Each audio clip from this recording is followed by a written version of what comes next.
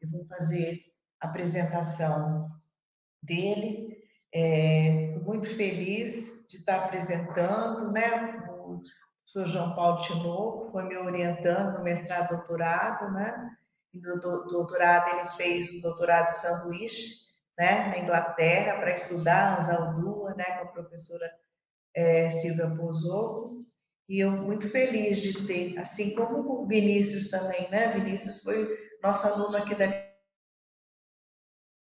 graduação, fez o mestrado com o professor Nolasco, né? Então, muito orgulhosa de ter esses meninos aqui num evento tão significativo aí para o Centro-Oeste. Então, o professor João Paulo Tinoco, ele é doutor e mestre em letras e estudos linguísticos pela Universidade Federal de Mato Grosso do Sul, campus de Três Lagoas. Ele possui graduação em letras em inglês, ele é professor de inglês, as literaturas pela Universidade Federal do Tocantins, 2014. Ele faz parte do grupo de pesquisa O Processo Identitário do Indígena do Mato Grosso do Sul, análise documental e midiática da luta pela terra, sobre a minha coordenação, e do grupo Vozes Infames, Exclusão e Resistência, que é um grupo da Unicamp, né, o FMS Unicamp, coordenado pela professora Maria José Coracim. Ele tem experiência nas áreas de linguística aplicada, análise de estudos que o Tinoco vem fazendo sobre a vertente discursiva fronteiriça, concentram-se em temáticas relacionadas a povos marginalizados, análise do discurso, identidade, subjetividade e exclusão, tradução e estudos decoloniais. Fique à vontade, João, para fazer a sua palestra. Obrigada.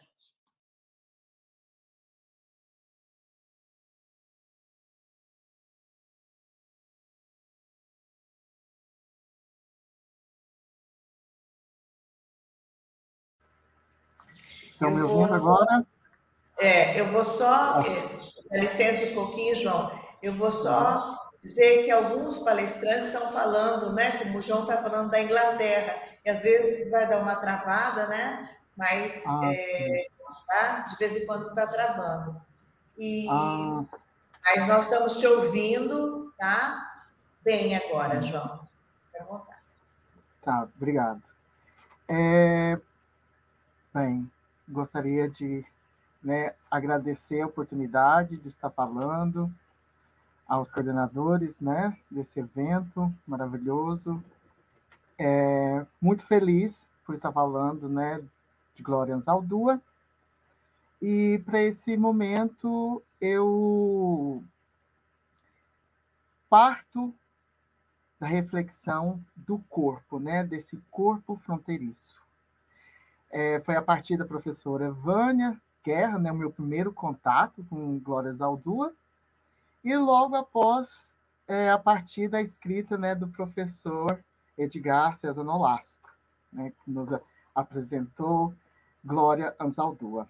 E eu fiz, no meu trabalho de doutoramento, trabalhei com a Glória Anzaldúa a partir da sua escrita Borderlands. Bem, para esse momento, eu não sei se vocês estão vendo os meus slides. Alguém poderia me dizer se vocês estão vendo?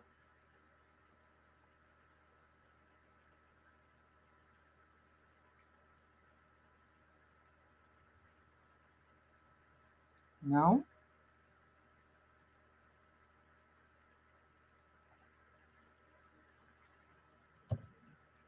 Bem, acho que não estão vendo, né? Tudo bem. Para essa minha fala, eu não posso deixar com que minha fala, precisa das vozes que me antecedem, que me constituem e que me trazem um pouco de conforto, um pouco de agonia, enfim. Para o título dessa minha fala, eu vou falar, né, da noção de nós outras, né? O corpo fronteiriço da mulher ticana indígena, né, a partir da escrita, né, da escritura de Glória Anzaldúa.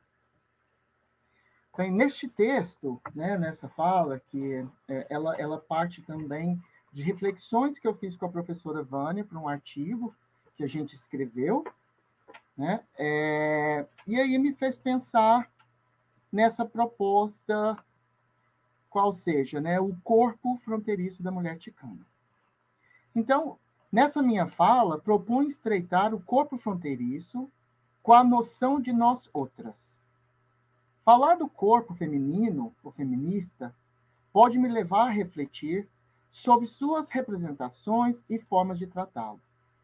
No entanto, o corpo que aqui quero pensar emerge de um recorte social e histórico que se desloca quando é interpelado pelos discursos, constituindo um corpo de linguagem, uma materialidade histórica e política, ou seja, uma geografia do corpo. Por sua vez, a noção de nós outras é um processo necessário para mudanças de realidades. Assim, esse processo pode acontecer por meio da escritura, né, dessa escrita, em que a letra, ao velar o corpo, o corpus, e aí há um cruzamento, né, do corpo com o corpus, né, com essa escrita, com aquilo que onde eu estou me escrevendo. Pode ser usada para curar e cicatrizar os traumas das mulheres ticanas indígenas. Uso velar no sentido de estar de guarda, vigiando o corpo, interessando-me pelo corpo a partir das malhas dos saberes e teias dos poderes elaboradas por diversos dispositivos institucionais, por exemplo, religiosos, jurídicos, psicológicos, sociológicos, dentre outros. Vigiar no sentido de apreender práticas de resistências, cujas ações podem possibilitar mudanças significativas no e para o exercício do governo de si e dos outros. Trazendo um pouco de Foucault. O corpo, portanto, é o lugar maleável onde práticas sociais micro-pontuais e localizadas se relacionam com a organização do poder. Dessa maneira, há uma sujeição do corpo que pode ser obtida de forma violenta ou ideológica. Percebo que há mecanismos que são utilizados de forma direta, física e opressora, que agem sobre os corpos ticanos indígenas, tomando-os como alvo de um investimento político e discursivo.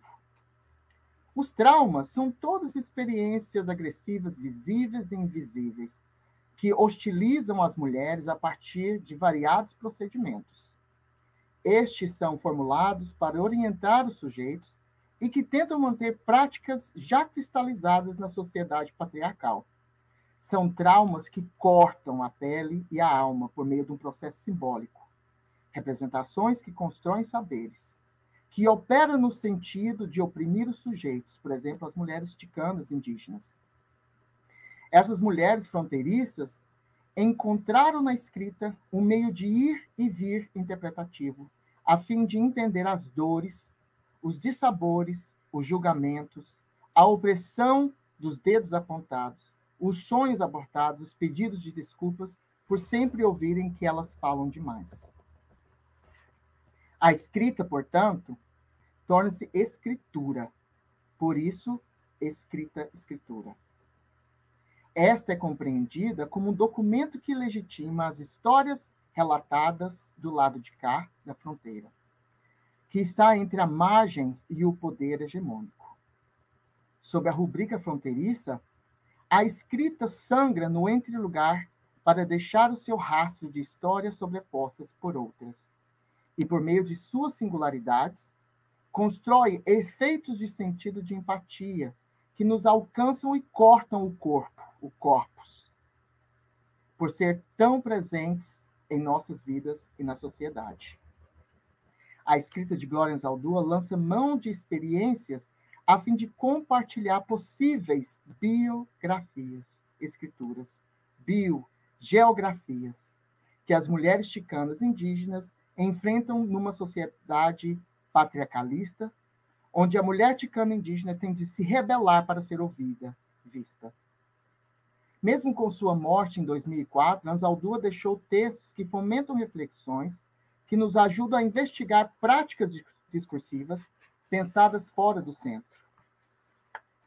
Na obra de entrevistas feitas com Anzaldúa, editado por Ana Louise Keating, em 2000, podemos notar um desejo de construir um projeto amplo em que uma nova cultura e a valorização da subjetividade ticana indígena são perseguidas ao longo dos trabalhos propostos por Anzaldúa, sobretudo em sua obra mais conhecida, Borderlands, La Fronteira.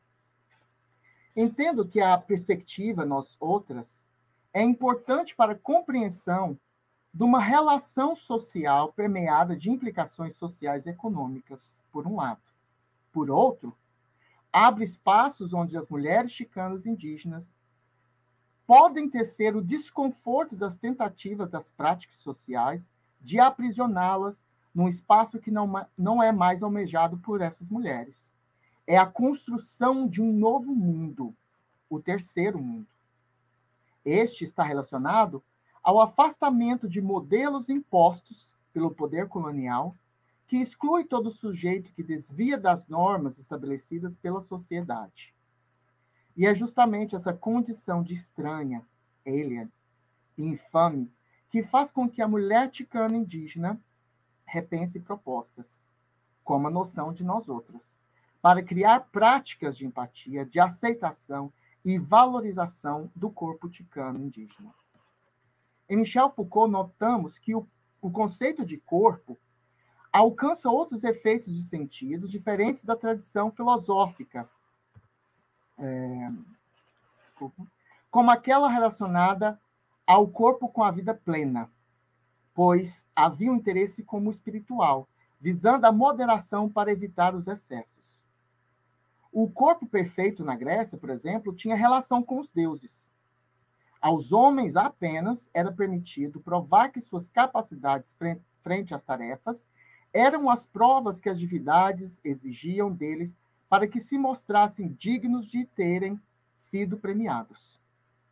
Michel Foucault percebe que o corpo está relacionado às técnicas do saber médico e às formas de poder, ou seja, o corpo não é uma essência fixa e presa a uma identidade matéria já dada. Trata-se de um espaço de produção e reconfiguração de subjetividade. Sendo assim, é possível assegurar que a mulher ticana indígena explora suas possibilidades de existência a partir do seu corpo.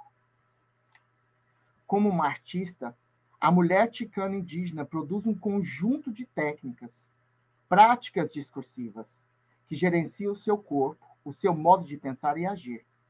Um intenso trabalho sobre si mesma.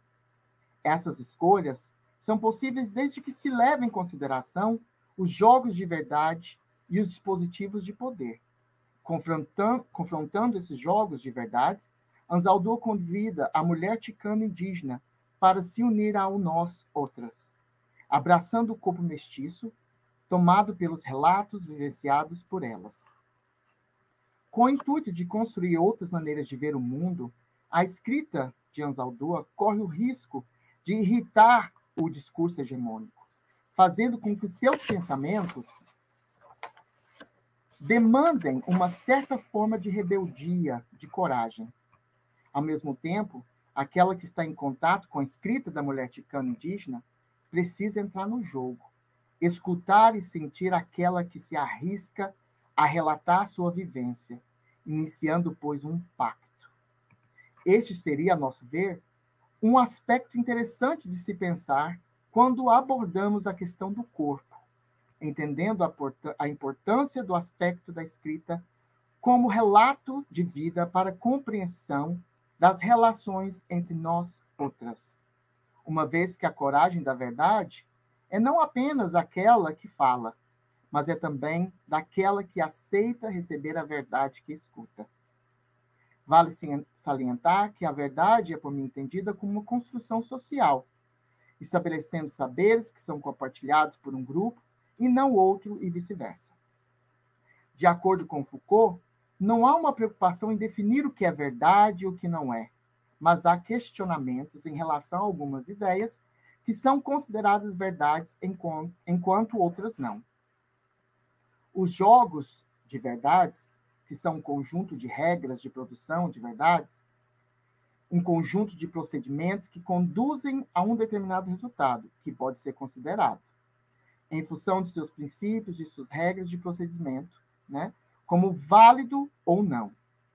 Quem fala a verdade são indivíduos livres, os quais entram em consenso e estão inseridos em uma determinada rede de práticas e de instituições coercitivas.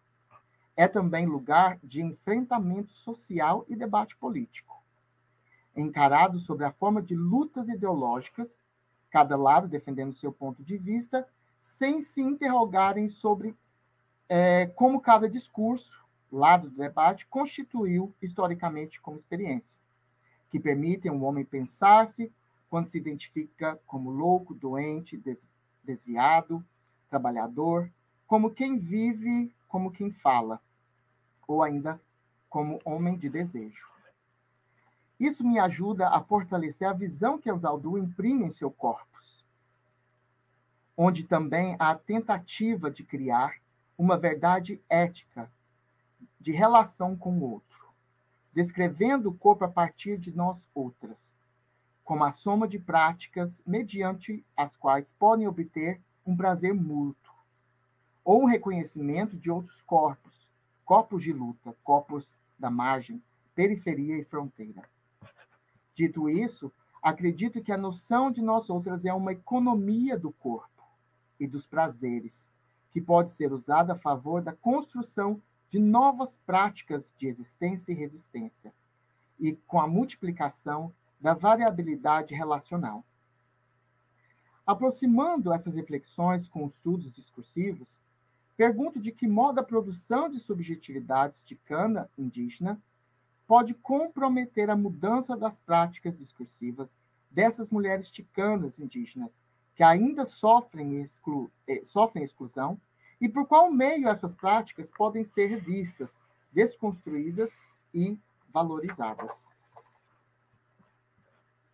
Tomo, portanto, a escrita como um ato de rebeldia, um espaço aberto onde relatos biográficos são depositados, onde dedos cobertos de sangue deixam rastros de traumas, onde os dedos tornam-se penas de ganso, em que a letra desvela não só uma história, mas outras histórias, uma vez que cada mulher ticana, indígena, escreve e inscreve de um lugar específico em que está atrelado a narrativa específica de um lugar e não outro.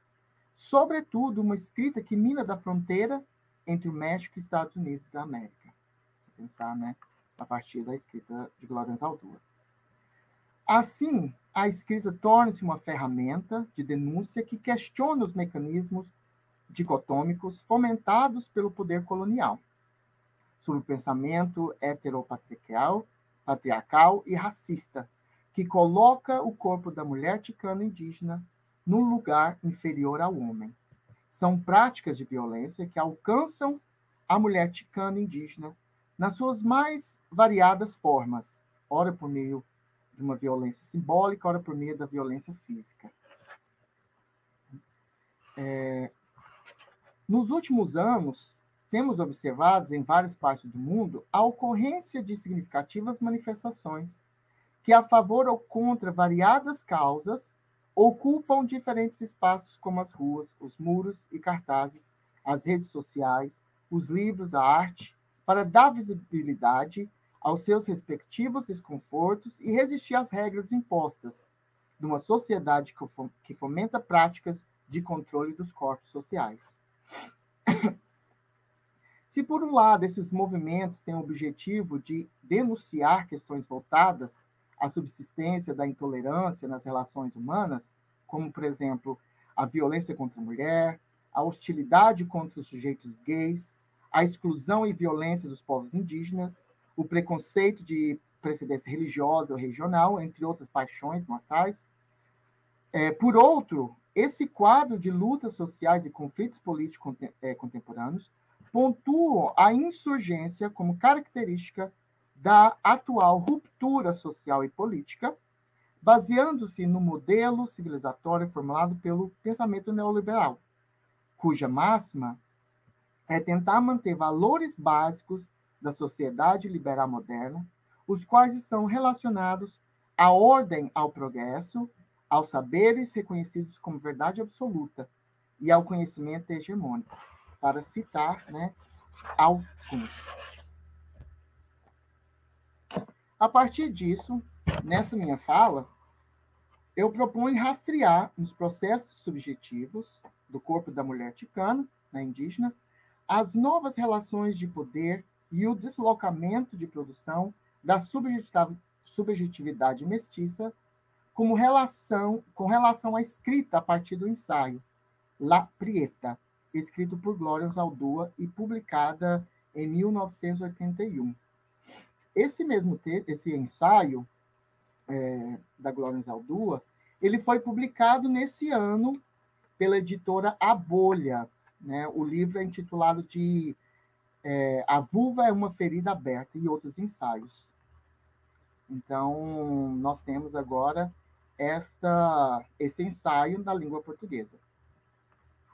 Sob a visada da análise do discurso transdisciplinar e sobre a pluma dos estudos descoloniais, busco na materialidade linguística os possíveis efeitos de subjetividades em meio às relações existentes entre poder, saber e resistência, que advém da noção de nós outras, que, ao mesmo tempo, embatem com efeitos de sentido de exclusão, que advém de instituições como a família, a igreja e o Estado, que influenciam na produção de subjetividades pelo jogo de verdades, de uma mulher que luta pelos seus direitos a partir da explicação de seus opostos.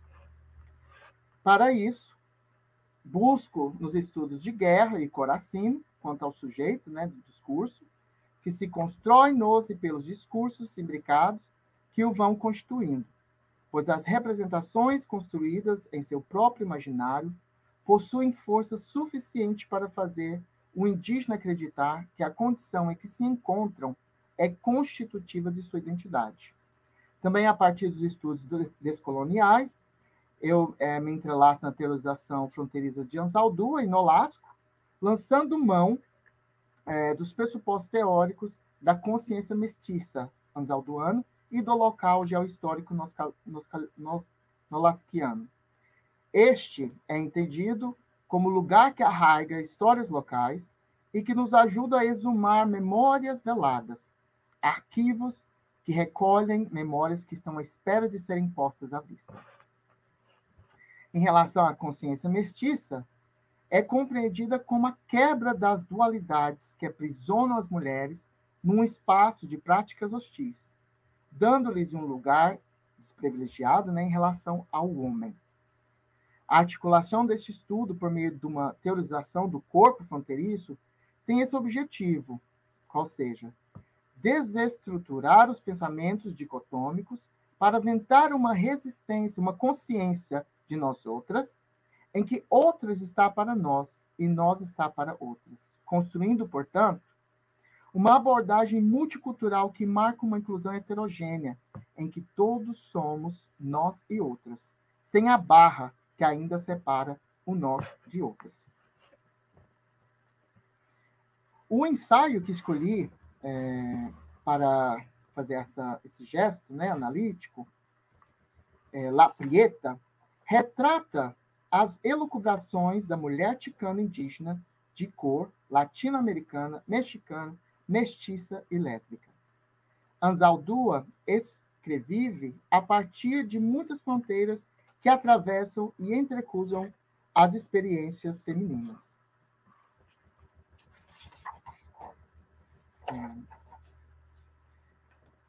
Bem, deixa eu ver meu horário. Então, eu faço 3 recortes, né,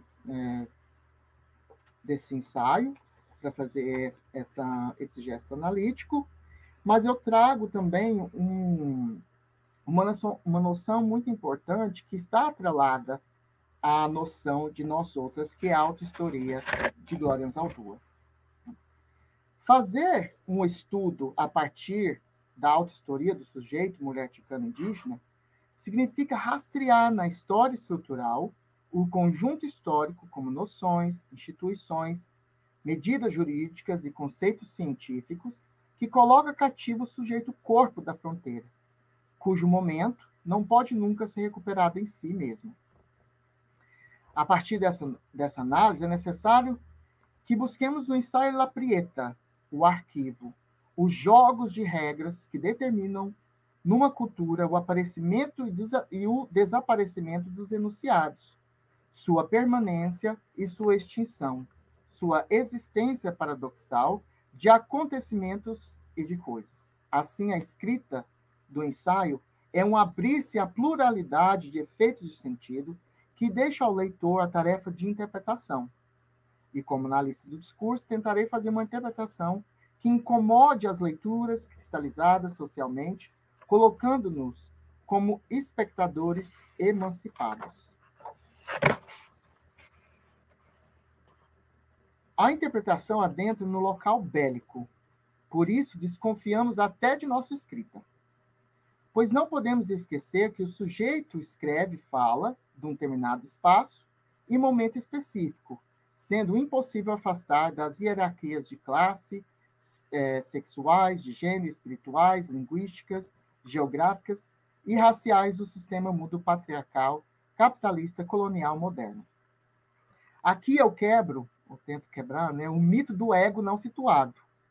Não é minha intenção arvorar um conhecimento sem uma crítica epistemológica em relação à produção de conhecimento. Também vejo o ensaio, falando do ensaio da Glória Anzaldúa, como um arranjo de documentos que nos mostram acontecimentos e que ele vale como uma ferramenta de investigação social, institucional e governamental. O ensaio, como arquivo, guarda as histórias e, por guardar histórias, desvela diversas formas de saberes a partir de estruturas simbólicas, hierarquizadas ou não. O ensaio de Anzaldúa é um arquivo numa dimensão arquivística que é compreendida como repositório aberto, como movimento por vir. Vou passar um pouquinho para frente, para eu não tomar o tempo do próximo palestrante. E aí eu trago a questão da autohistoria como uma ação descolonizante, que, de acordo com o Walter Mignolo, eu trago essa opção de descolonizar o pensamento, significa pensar a partir da exterioridade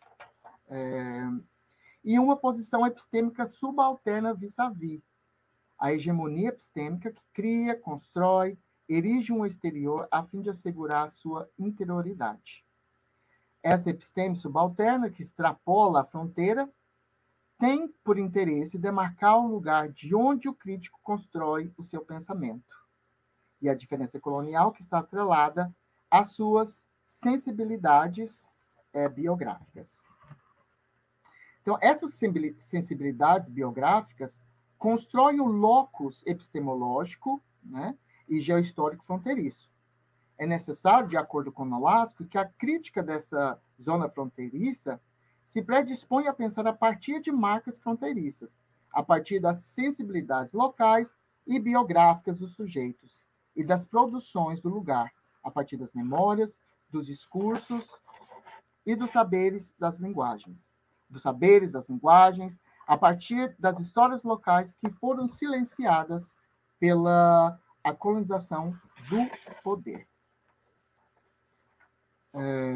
Dito isso, o ponto de partida de Anzaldúa no ensaio é se afastar do pensamento dicotômico, da tolerância, para aventar um pensamento que rompe as bordas dos interesses de amizade indulgente, para se aproximar das práticas de compreensão do outro, como parte de uma questão maior que reconhece as diferenças como constituição identitária do sujeito, ou seja, a noção de nós outras. E aí eu trago esse recorte para a gente pensar essa prática, né? Essa prática fronteiriça, né? Trazida por Glória Zaldúa, a partir da noção, né, da consciência mestiça. O fio discursivo que seguimos é o de analisar a partir, né, deste recorte, né, os possíveis efeitos de sentido que articula a produção de práticas de exclusão.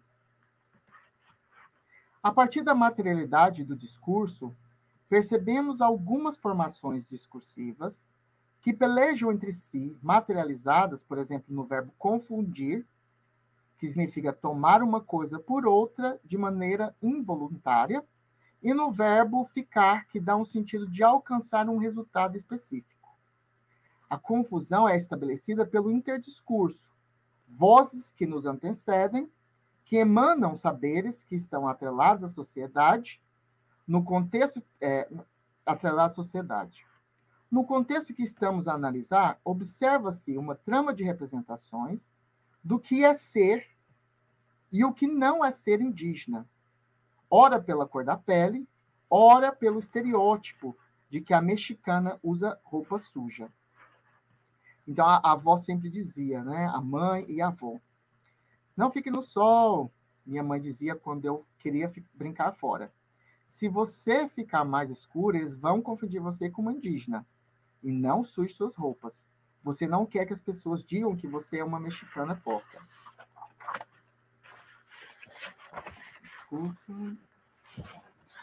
O desejo de ser acolhido através de uma amizade incondicional gera no sujeito corpo a incompletude e a busca, pela tentativa de se afastar de sua própria existência, para existir num outro lugar.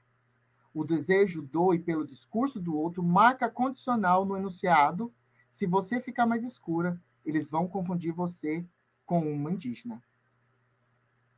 O discurso colonizante tenta esconder as particularidades do sujeito sobre viés de que todos somos iguais, abarcando determinados sujeitos e fazendo com que esses outros sujeitos, por exemplo, a mulher ticana indígena, não sejam percebidos por serem escuros e indígenas.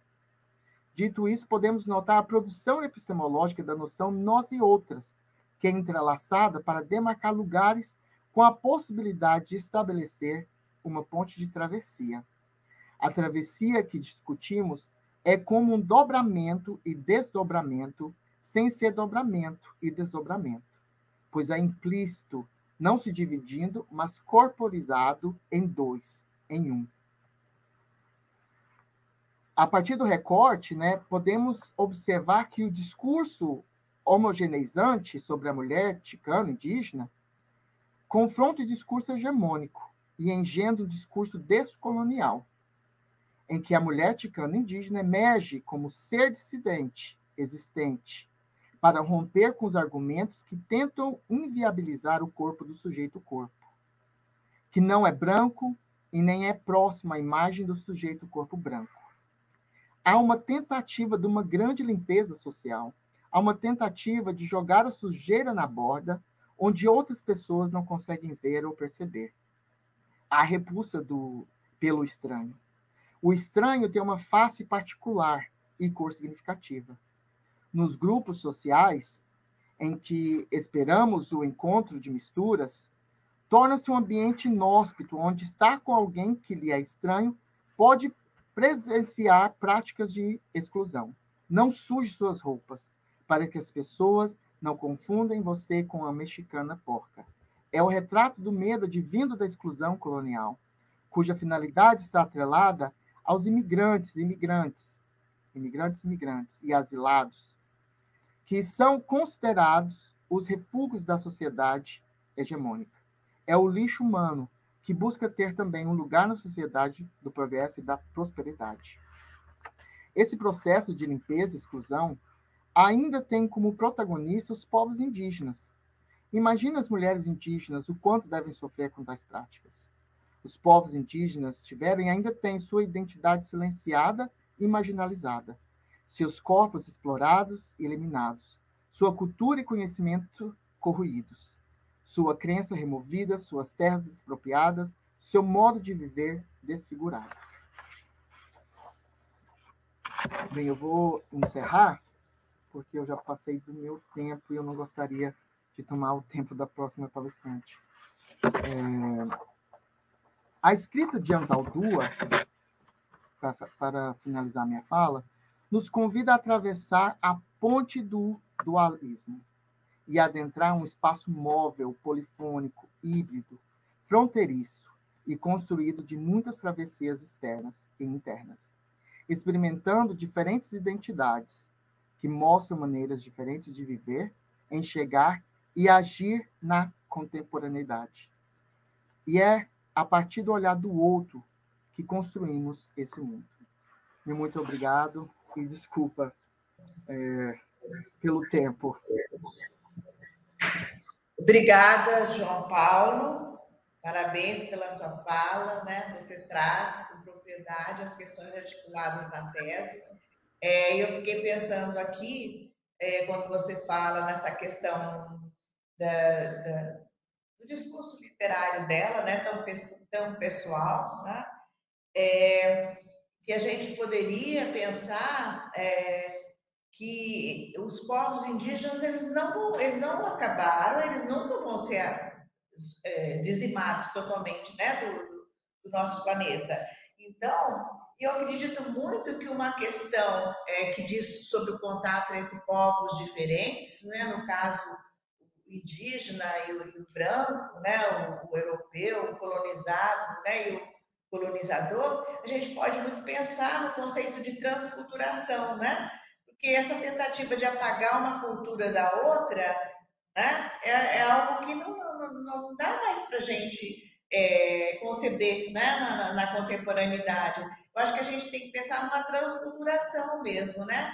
Pensar na riqueza dessas duas culturas e o que uma acrescenta à cultura da outra, né? Então, eu acho que o sujeito indígena nunca vai apagar a sua cultura, né? E ao entrar em contato com a cultura do branco, eu acho que é adicionada uma nova cultura, né? E é uma nova cultura resultante da soma dessas duas culturas e não da divisão, né?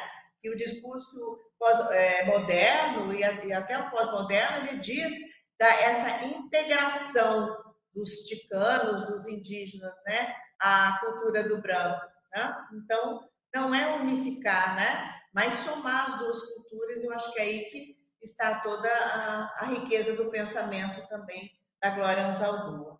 Tá? É uma reflexão só. Gostaria de saber se tem perguntas, Carlos. Olá, professor. Aproveitar para parabenizar o João pelo trabalho dele, um belíssimo trabalho, com uma profundidade tamanha e que materializa muito bem reflexões importantes, né, que desde o corpo até a identidade sobre o trabalho da Glória Anzaldúa. Só estender aqui os parabéns que você está recebendo, João, pela professora Celina, está falando que o trabalho está muito bom. A professora Vera, que está acompanhando também, excelente reflexão, professor Tinoco, do quanto essas reflexões nos fazem entender, professora Vânia, que não há mais espaço para essa luta do apagamento do outro, e que a gente precisa entender que nós somos formados pelo outro também. E é isso que o João nos faz entender e traz essa reflexão para o nosso dia, né? A professora... ok. João, professora Vânia. Eu quero agradecer ao João, tá, João? Foi muito bom te ouvir nessa manhã, né? Parece que na Inglaterra está frio, né? Aqui nós estamos numa manhã ensolarada, tá? Muito obrigada pela sua presença, pela sua fala. Eu deixo você para as suas despedidas aí. Professora, antes de passar para as considerações finais do João, o professor Edgar pediu para fazer uma fala. Pois não, professor. Senão não tem problema. Tem tempo? Sim, não, professor. Parabenizar também o professor João Tinoco pelo trabalho dele, enriquecedor, interessante, importantíssimo. Assino embaixo de tudo que você falou, parabéns. Mas não posso deixar de dizer que você está muito chique de estar falando aí da Inglaterra. Que inveja, né? Acho que todos nós aqui com um pouquinho de inveja boa, se é que existe inveja boa. E aí, mas dizer também, João, que a sua fala me lembrou, porque a sua fala traz um sujeito que às vezes a gente não marca bem, que é o indígena, né? E eu acho que ele está muito presente na sua fala. E aí isso me lembrou o filósofo, digamos, naturalizado argentino, porque ele não era, ele era alemão, o Rodolfo Kusch, né, que escreveu toda uma teoria, uma filosofia, né, sobre o indígena latino-americano, que agora todo mundo, até no Brasil, por incrível que pareça, né, todo mundo está começando a ler o Rodolfo Kusch e a ver o que ele já dizia, né? Há muito tempo atrás, 40, 50 anos atrás, né, quando ele adentrou a cultura indígena da América Latina e começou a ouvir de fato, né, e ver as sensibilidades do povo indígena, né, a fala do povo indígena, conversar com isso. E ele traz isso para um grande livro que a gente tem na América Latina sobre a filosofia do indígena na América Latina e que a sua fala grandiosa me lembrou, por isso que eu estou falando dele, então estou reiterando meu agradecimento por ter ouvido você nessa manhã. Muito obrigado. Considerações finais, João? Fique à vontade. Eu gostaria muito de agradecer pela oportunidade de falar, né, oportunidade de compartilhar essas reflexões, né, que a gente tem proposto. E é como a professora mesmo disse, né, pensar esse terceiro mundo, né, esse desdobramento que Anzaldúa propõe, né, na sua escrita, e que a gente está tentando refletir a partir do nosso local enunciativo. Muito obrigado mesmo.